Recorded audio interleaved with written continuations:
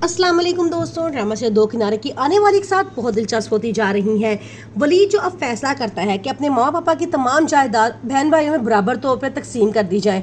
ये बात शहवार को बिल्कुल भी पसंद नहीं आती। वो बहुत लड़ाई करती है कि वसीयत बनाने की कोई जरूरत नहीं है, लेकिन वलीद कहता है मेरे जो फर्ज है मैं उसको जरूर पूरा करूंगा, मेरे बहन भाइयों का जो हक है मैं उनको देकर ही रहूंगा।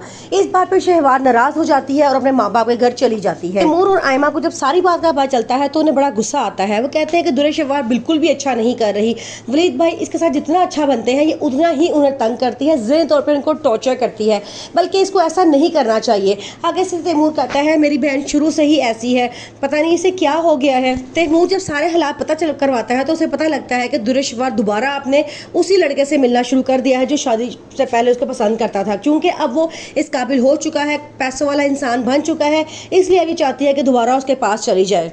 अब वलीद के पास है सारी दौलत, उसके बहन भाइयों के पास जाती हुई नजर आती है, तो वो फैसला करती है कि वलीद से अलग हो जाए और शहीर के पास चली जाए, क्योंकि शहीर के पास अब ज़्यादा दौलत है। दरअसल दुर्र शहवार एक लालची औरत होती है और उस और इंसान के पास जाना चाहती है कि पास ज़्यादा पैसे हों। अब दुर्र शहवार एक बहुत बड़ा फैसला करती है, वो वलीद के सामने शर्त रखती है कि मुझे तलाक दे दो। वलीद पहले तो बहुत इनकार करता है और कहता है कि तुम होश में हो, हमारी बेटी भी है, उसका क्या बनेगा, लेकिन वो कहती है नहीं। वो उसे ज़हनी तौर पर टॉर्चर करती है और कहती है कि मुझे तलाक चाहिए तो चाहिए।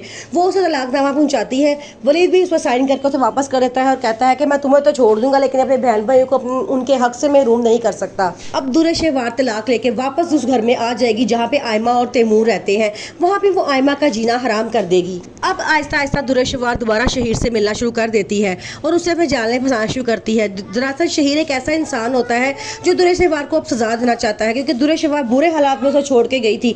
अब वो उसे बिल्कुल खाली हाथ करना चाहता है और ये बात दुर्र शहवार को बिल्कुल ही पता नहीं होती, सिर्फ पैसों की लालच में उसके पीछे जा रही होती है ताकि उसे ढेर सारे पैसे मिल जाए और वो दौलतमंद बन जाए। इसलिए वो अपनी बेटी का भी ख्याल नहीं करती, वो छोटी सी बेटी को अपने शोहर के पास छोड़ के शहीर के पास चली जाती है।